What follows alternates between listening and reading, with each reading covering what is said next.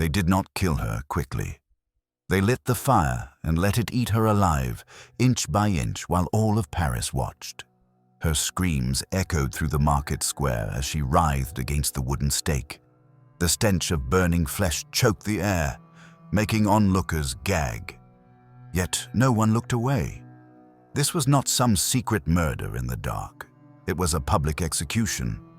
The woman's name was Jeanne de Brigue, and on this day in 1391, she became the first recorded witch to be burned alive in French history.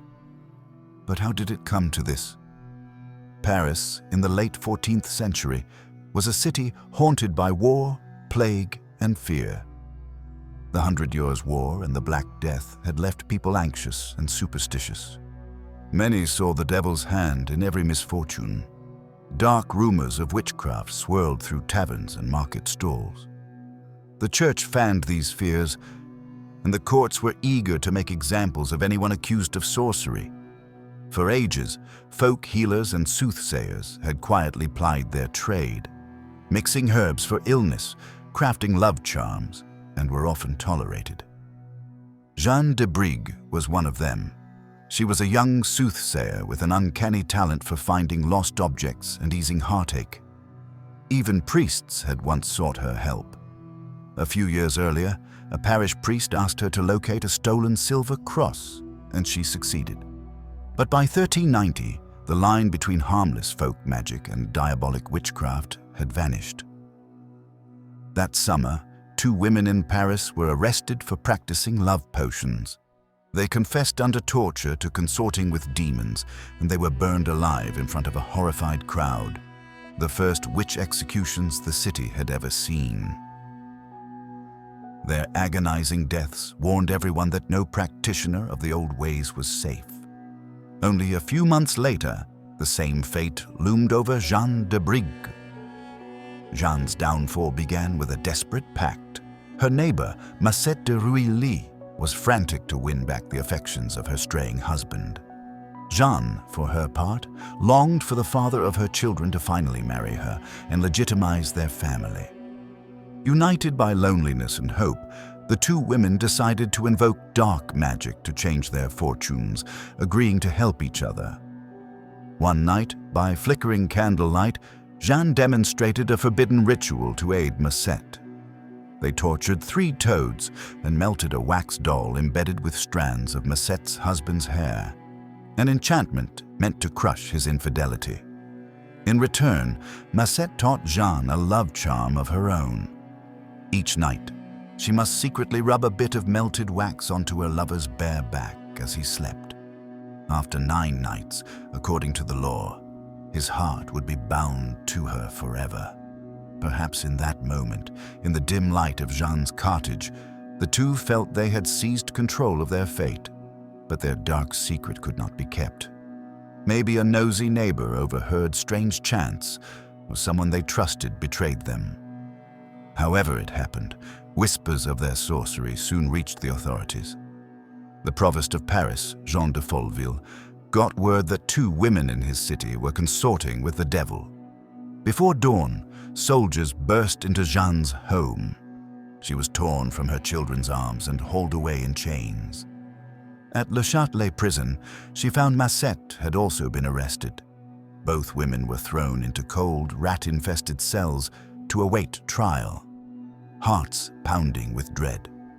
In late October 1390, Jeanne and Masette stood before the tribunal at Le Châtelet. The courtroom was dim and silent as the charges were read: witchcraft, heresy, and devil worship. The judges and the provost glared down at the accused. Jeanne, shaking in her irons, pleaded that she had only tried harmless charms for love, that she never meant to harm anyone. But her words meant nothing now. To the court, these women were already as good as guilty. Determined to extract a full confession, the authorities turned to torture. Jeanne was dragged to a windowless chamber beneath the courthouse. There, the executioners stripped her to a thin shift and bound her wrists behind her back with rope. They attached the rope to a pulley on the ceiling and, with a grunt of effort, hoisted Jeanne into the air by her arms. This brutal torment, the strappado, wrenched her shoulders from their sockets with a pop. Jeanne's scream tore through the dungeon. To intensify her agony, the guards suddenly let the rope slacken, then yanked it tight again. Her body jolted. Pain exploded like fire through her arms. She could endure no more. Broken by pain, Jeanne gave the inquisitors what they wanted. She confessed to anything and everything. Between sobs, she babbled that her own godmother had introduced her to a demon named Hausibut, who aided her magic. Yes, she admitted, she had renounced Christ and sworn allegiance to this demon in exchange for power. Perhaps these words were true to her captors, or perhaps they were just the desperate inventions of a tortured woman. Either way, it was enough. Macette, under torture, echoed her story with a claim of her own demonic helper. With those admissions of serving the devil, Jeanne's fate was sealed. The court, triumphant, sentenced Jeanne de Brigue and Macette de Ruilly to death by burning at the stake. On August 19, 1391, the execution day arrived. Jeanne, just around 30 years old, was pulled from her cell into the harsh sunlight. Her hair had been shaved off, a final humiliation marking her as a witch. She and Macette were tied onto a wooden cart and driven through the streets of Paris. Crowds lined the route. Some people hurled insults and stones. Others crossed themselves in fear as the cart of condemned witches passed by. At last, they reached the Place du Marché aux Pourceaux, the public market square now turned into an execution ground. 2 tall stakes stood ready, each surrounded by piles of dry, tar-soaked wood. The soldiers prodded Jeanne to one stake and Macette to the other. The executioners bound Jeanne tightly with iron chains around her torso and limbs until she could scarcely move or breathe. Nearby, Macette cried and struggled as she was chained to her own stake. A priest stepped forward between the pyres, holding up a crucifix and shouting over the crowd, urging the women to repent and save their souls. Through tears, Jeanne and Macette prayed aloud for forgiveness. They had confessed their sins. Now they could only beg God for mercy in the final moments of their life. When the prayers ended, the executioners approached with lit torches. Jeanne's heart thundered in her chest.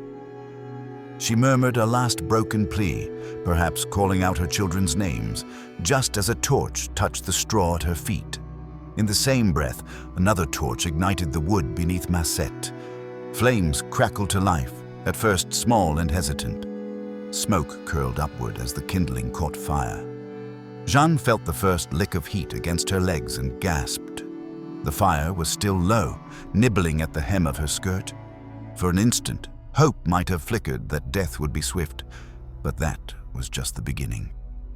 With a sudden whoosh, the flames surged. A wave of heat slammed into Jeanne as the fire reached her. It leapt up her legs, igniting her clothes. She threw her head back and let out a blood-curdling scream.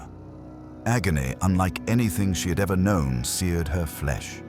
Blisters burst across her skin almost as soon as they formed. Jeanne's screams mingled with Macette's on the adjacent stake, creating a hideous chorus of pain. And then came the final blow. The inferno raged higher, fed by the dry wood. Flames coiled around Jeanne's torso and licked at her face. The unbearable heat scorched her lungs with each desperate breath. The smell of burning hair and flesh billowed outward, causing some in the crowd to retch. Jeanne's skin blackened and split. The fat beneath it melted and dripped, sizzling in the heat. She convulsed against the chains, but there was no escape. Her world was only fire and pain. Mercifully, her screams soon weakened. As the fire consumed her, Jeanne's movement slowed, then ceased. Her head drooped forward, and her voice fell silent. At the next stake, Macette had already gone quiet, her life snuffed out by the flames. The 2 women were finally beyond suffering. When the flames died down, only charred remains were left clinging to the stakes. The crowd that had watched in morbid fascination now fell eerily silent. Many stood in stunned horror at the cruelty they had witnessed. Others whispered that justice had been served, that the devil's servants had rightly perished. Slowly, the spectators dispersed, children clutching their mothers' skirts, men and women lost in anxious thought. In the ashes of that square lay a grim lesson for all. This is what happens to a witch. For the authorities, it was mission accomplished. The provost and his court had made an example of Jeanne and Marcette, and fear gripped the city. Wise women and folk healers went into hiding or abandoned their practices entirely, terrified by what they had seen. No one wanted to be the next victim of the flames. Jeanne's own children were left motherless, carrying the weight of their mother's awful fate. Jeanne de Brigue's execution, the first of its kind in France, marked the beginning of a new and brutal chapter. In the decades and centuries to come, countless others would be accused of witchcraft and meet similar fates as an era of hysteria and persecution unfolded. Jeanne's story is a stark reminder of how fear can warp justice into cruelty. She was no monster. Her magic was born of heartbreak and desperation, not malice. Yet in the eyes of the authorities, even this small defiance of the social order was a rebellion that had to be crushed by any means. An ordinary woman was put to death in one of the most painful ways imaginable, simply because society convinced itself she was evil. Ask yourself, if you had been a witness in that crowd, would you have dared to speak out against it? Or would you, like everyone else, have stood silent in terror, heart-pounding as a human life was swallowed by fire? Thank you for watching and listening. How does this dark chapter of history make you feel? Let me know your thoughts in the comments. History is filled with nightmares, and we have many more to share. If you thought this was horrifying, brace yourself for the next grim tale. One even more brutal, in which a man's intestines were pulled out and displayed before a screaming crowd. See you in the next episode, if you dare.